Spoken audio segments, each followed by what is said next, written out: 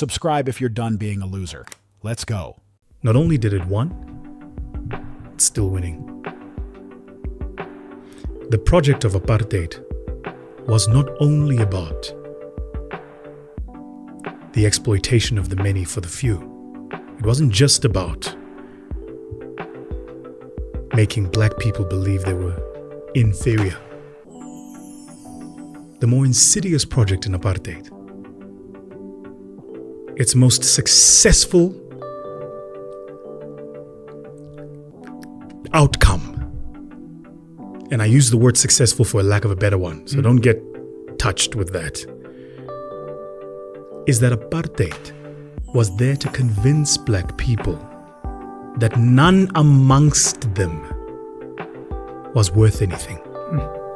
Kungako today, isitha somuntu omnyama, umuntu ozodiliza inkampani yomuntu omnyama, umuntu omnyama, umuntu ozokuframe, umuntu omnyama, umuntu ozokufaka ejele ngenzondo, umuntu omnyama, umuntu ozokubamba ngenhliziyo athi sobona ukuthi uyophele lapha, Sure.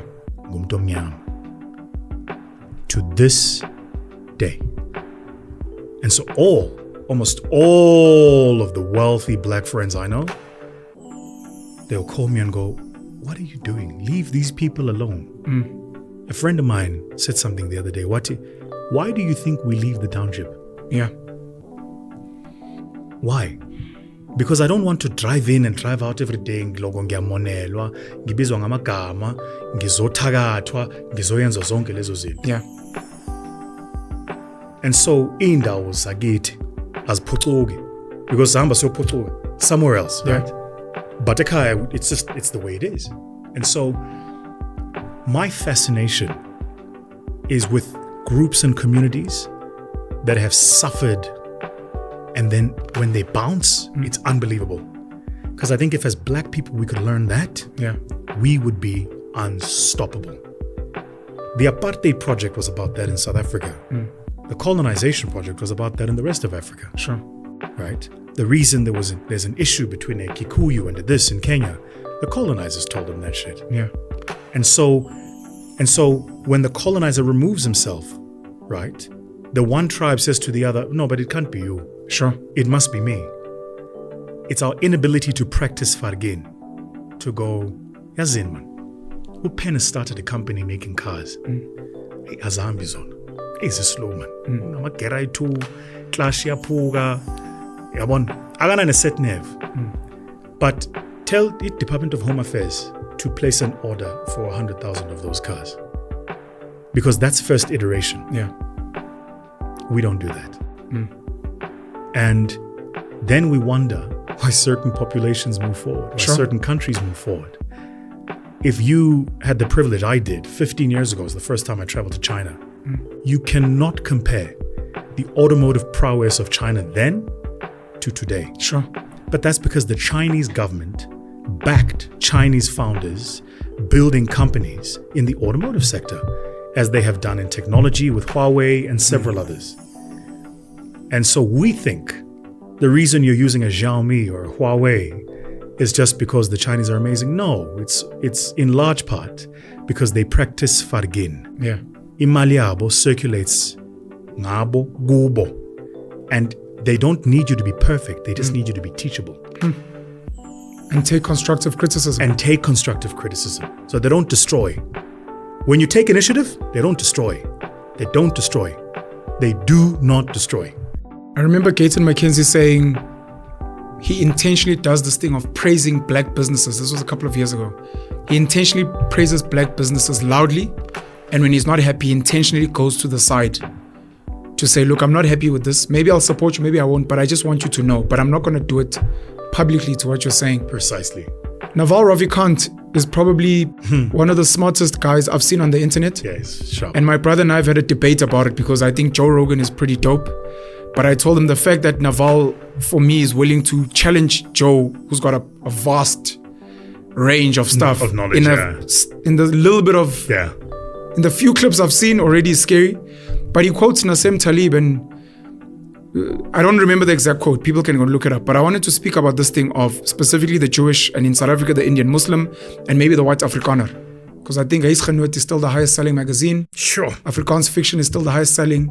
Afrikaans cinema makes a lot of money, as an example. But this idea, when we speak about democracy, dictatorship, meritocracy, that some of these people, they'll be like, no, I don't believe in socialism. And it's like, but some of them practice socialism Yes. in their spaces. Yes. They'll be like, I'm not a socialist to strangers. There, it's capitalism wins and democracy and merit. But Ekaya, it's social. Inganzam will get backed. Sure. They'll go first. Absolutely. They'll get the funding, even if their business is dog shit. Absolutely. So some of these people that claim they believe in free market, only way it suits their Absolutely. agenda. And It's a true so I story. think that's powerful. The crabs in the bucket. I think Pearl Tusi also said something about as soon as you're successful, leave. And you spoke about this, I think it was on ETV, speaking about the psychology of Otak and how we hate each other and we don't put each other on so we can succeed as a collective, and how we define success as how far away you can move away from your people. Versus other groups are, I can be as wealthy as I want, but if Ekaya, we're not wealthy, I haven't made it. Absolutely. Sizwe Dlomo, of which, we always enjoy it when you guys are at each other's throats because we love mobs and cancel culture. Part of the videos that have trended on my channel were the ones where I was like, the fascination for me is, it seems Vusi Thembekwayo is first generation. Yes. First generation wealth, he's building and Sizwe Dlomo is maybe second, third, and he's a beneficiary of his father, grandfather, whatever. And I'm like, it's interesting, this clash of, it seems like Usizwe is an issue of first generation, and first generation is never pretty. And people that understand what it takes to build, they'll tell you it's not scam pretty. artists 100%. and you stole my money and 100%. 100%. And on the other side, Vusi is saying, yeah, but Sizwe, it's not like you didn't have some privileges. And I'm seeing first generation almost arguing and fighting with, Vusi would love to be his children to be Sizwe. One day, and Usizwe is kind of fighting with his grandfather, but people are saying you stole money and it's like, no, this is kind of how it works, but we just happen to be similar ages. And your thoughts around, I know at some point we'd like to see you guys sit down, chat, find common ground. Yeah, that's not gonna fucking happen. Fuck him. No, not on camera. No. I mean, anybody who... Okay, anyways. Let me say it this way, right? Sure. I moved past that point when he made it personal and came after my kids. Okay, I didn't see that. Yeah. And kids and family and partners are always off. When he did that, no. We are no longer at a amajita xabe nizodlula. Sure. No, indaba amadoda. Okay. Sadlula lapho kudala. Okay. Ngeshwa. He hasn't proven himself beyond what he's been given. And I know one thing about the world, boy. Cycles. Yeah. La jika levile. Khululeka. It's summer now. Winter's coming. We'll see what you're made of. Do your thing. Sure. And angimfiseli ngikhuluma ngempilo. Impilo injalo. Yeah. All of us. Cycles. Sure. Give it time. So let me say a few things there, right? Outside of speaking about him, just the ideology. I mean, I think so. He's actually been an interesting little blip in my life because took me a while studying that. Okay. So I'm the guy who I try to extract myself from a situation and go, why did this unfold the way it unfolded? Sure. A lot of people don't know actually the genesis. Okay. I want to tell you first the genesis, okay, and then I'll tell you kind of my reading of it. Okay. So years ago, you remember there was a taxi strike. That was one of my popping videos, boy. That was the whole thing. So most people, again, let's go back. Think of Vusi Thembekwayo just gets up and says, tough times don't last, but tough people do. Sure. You know? Yeah.